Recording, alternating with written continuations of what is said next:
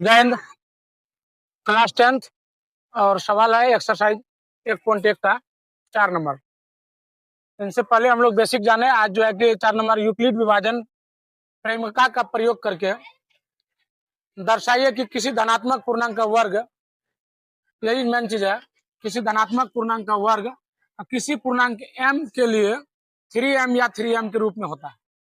किसी भी धनात्मक पूर्णांक को अगर हम वर्ग करेंगे उनका हमको इस रूप में आना चाहिए 3m या 3m प्लस के रूप में। जो हम लोगों ने इनको सॉल्व किया और देखते हैं स्टार्टिंग जो है कि, और हिंट्स में दिया हुआ है, या मान लीजिए x कोई धनात्मक पूर्णांक, हिंट्स दे दिया संकेत, तब यह 3q, 3q प्लस 1 या 3q प्लस 2 के रूप में लिखा जा सकता है। इनमें से प्रत्येक का वर्ग कीजिए, वर्ग करना ही पड़ेगा, और इन वर्गों का 3m या 3m प्लस का रूप में लिखा जा सकता है। तो सबसे पहले माना कि a और b कोई धनात्मक पूर्णांक है, मान ली, धनात्मक तो मानना ही पड़ता है। अब हमें यूक्लिड विभाजन प्रेमिका का प्रयोग करके यूक्लिड विभाजन का जो प्रेमय सब है, थ्योरी सब, उनका प्रयोग करना पड़ता है। हमें दिया फॉर्मूला में मालूम है कि a बराबर क्या होता है, बी क्यू प्लस आर। ए भी मालूम है, बी भी मालूम होता है और क्यू भी मालूम होता है। और तो क्यू में जो मल्टीप्लाई रहता है, गुना, तो वही हमारा क्या होता है, बी होता है। ठीक है, तो बी बराबर 3, बी हमें मालूम है, यहाँ पे बी बराबर क्या है, 3। और यहाँ पे कंडीशन भी होता है, शर्त जो है, ए से बड़ा या बराबर क्या होगा, आर होगा, और आर से छोटा क्या होगा, आर से बड़ा बी, बी से छोटा क्या होगा, आर होगा। ठीक है, तो हमें क्या करना है, ए बराबर 3q प्लस 1, समीकरण 1 मान लिया इसको। ए बराबर जो है, ए बराबर यहाँ जो 3q प्लस 1 है, इनको हम लोग मान लिए समीकरण 1।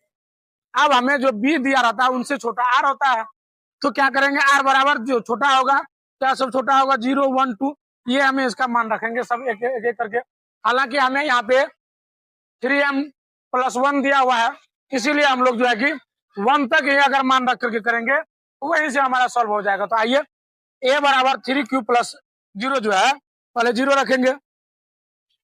इनका जो है कि हम लोग क्या समीकरण, इसको सॉल्व करने पे क्या है, 3q, और समीकरण होगा 2, अर्थात 2। फिर a बराबर 3q प्लस 1 रखेंगे, समीकरण 3। हमें यहीं तक, इसको ये हम लिख दिया है 3q प्लस 2। हमें ये जरूरी नहीं है, क्यों नहीं जरूरी है, क्योंकि हमें जो है कि किस रूप में, 3m प्लस 1 के रूप में यहीं तक है। यहाँ पे 3m प्लस 2 रहता तो हमें ये जरूरी था जो है कि इसका भी 2 का भी मान रखेंगे, लेकिन ऐसा कोई जरूरत नहीं है। समीकरण 2, ये जो समीकरण 2 और 3 है, इनका क्या करेंगे हम लोग वर्ग करने पर। तो a बराबर 3q, इनका वर्ग किया हम लोग, जो 3q है इनका 3q का वर्ग किए।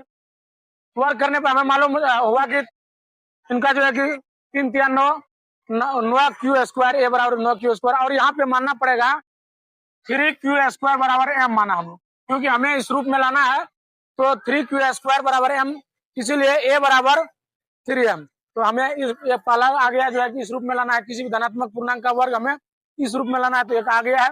पुनः दूसरा 1 जो निकाले हैं इनका, वो रखेंगे। a बराबर 3q प्लस 1, इसका हमको वर्ग करना पड़ेगा 3q प्लस 1 का। इनका मैंने वर्ग किया, यहाँ पे हमें सभी को मालूम पड़ता है कि a प्लस बी का होल स्क्वायर दिखा, इनका फॉर्मूला हम लोग लागू कर देंगे। यहाँ पे a प्लस बी का होल स्क्वायर लागू, फॉर्मूला लागू हो गया। a बराबर जो है कि 3q, इसका फॉर्मूला होता है a स्क्वायर प्लस 2ab प्लस बी स्क्वायर। उस फॉर्मूला पर हम लोग इसको बैठा दिया है।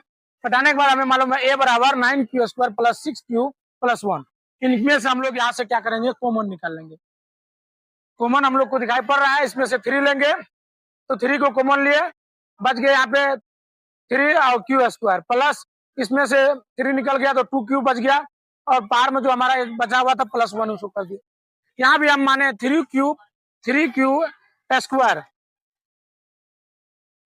प्लस 2q बराबर m माना, इनको हम लोग m माने हैं। यहाँ तो 3q स्क्वायर पहले भी माने थे, प्लस यहाँ पे 2q, इनको बराबर m माना। तो a बराबर 3, ये जो 3 है, और इनके बराबर m माने, तो m प्लस में ये 1 है, प्लस 1 हमें जो रूप में लाना था 3m प्लस 1 के रूप में, तो ये हमें प्राप्त हो चुका है यहाँ पे। और अंत में हम लोग लिखेंगे अतः हम लोग इसी में आता है, यहीं से लिखेंगे, किसी धनात्मक पूर्णांक का वर्ग, किसी धनात्मक पूर्णांक का वर्ग किसी पूर्णांक m के लिए 3m या 3m प्लस 1 के रूप में होता है। हम m क्यों ही माने, m सवाल उठता है लड़के, m क्यों माने, यहाँ पे हमें कह रहा धनात्मक पूर्णांक वर्ग किसी पूर्णांक एम के लिए, तो इसीलिए हम लोग मैंने एम माना। तो इस सवाल को हम लोग आसानी से सॉल्व करते हैं। धन्यवाद।